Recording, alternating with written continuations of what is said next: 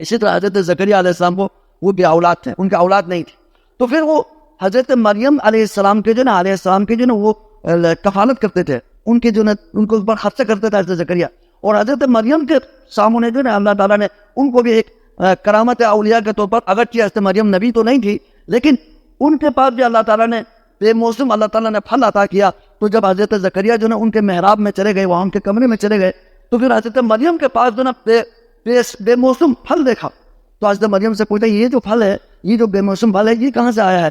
تو انہوں نے کہا کہ حضرت مریم نے کہا کہ یہ تو اللہ تعالیٰ کی طرف سے، اللہ تعالیٰ دینا چاہے تو بے موسم پھل دیتا ہے، اس کے لیے موسم کی ضرورت نہیں ہے. اللہ تبارک و تعالیٰ کی قدرت تو تمام چیزوں کے اوپر کیا ہے؟ محیط ہے، ہر چیز کے اوپر اللہ تعالیٰ کے سامنے کوئی بھی مشکل نہیں ہے.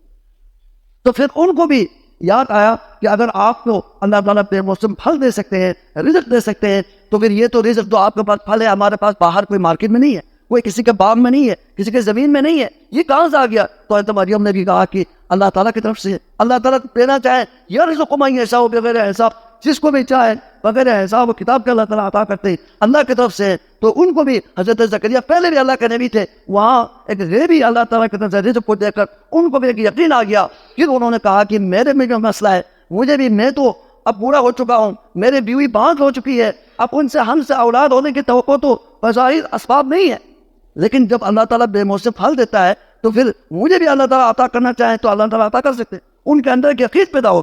ہنالک دعا زکریا ربہ، ادھر ہی کھڑے ہو کے دعا کرنے لگے، نماز پڑھنے لگے اور دعا کرنے لگے، اللہ تعالیٰ سے فریاد کرنے لگے اور کہنے لگے رب لا تذرنی فردا، اے میرے پروردگار مجھے اکیلا نہیں چھوڑنا، میرے کوئی وارث ہو. وانت خیر الوارثین، آپ تو بہترین جو ہے نا وارث دینے والے آپ ہیں، آپ سے بڑھ کر کوئی اولاد دینے والے کوئی نہیں ہے، آپ ہی مجھے عطا کیجئے. جس طرح مریم کو بے موسم پھل دیا ہے، مجھے بے موسم اولاد دیں. میرے بظاہر میرے کوئی اندر کوئی سبب تو نہیں ہے، میں تو بوڑھا ہو چکا ہوں، میری بیوی بھی بوڑھی ہو چکی ہے، اب ہمارے پاس تو ظاہری کوئی سبب نہیں ہے، لیکن اگر آپ دینا چاہیں، آپ مریم کو بے موسم پھل دیا ہے تو مجھے بھی عطا کیجئے. ادھر ان کے اندر یقین پیدا ہوا اور انہوں نے دعا کی وانت خیر الوارثین. تو اللہ تبارک و تعالیٰ نے ادھر ہی زکریا کو ان کی دعائیں ختم نہیں ہوئی، اللہ تبارک و تعالیٰ نے وہی کے ذریعے ان کو بتا دیا کہ وَوَهَبْنَا لَهُ یحییٰ، اور ہم نے ان کو یحییٰ علیہ السلام دے دیا. ان کے لیے بتا دیا کہ ہم آپ کو ایک بیٹا ہم دے رہے ہیں، اس کا نام بھی تجویز کر دی، اس کا نام یحییٰ ہوگا اور وہ اللہ کا پیغمبر ہو. یحییٰ عطا کر دیا.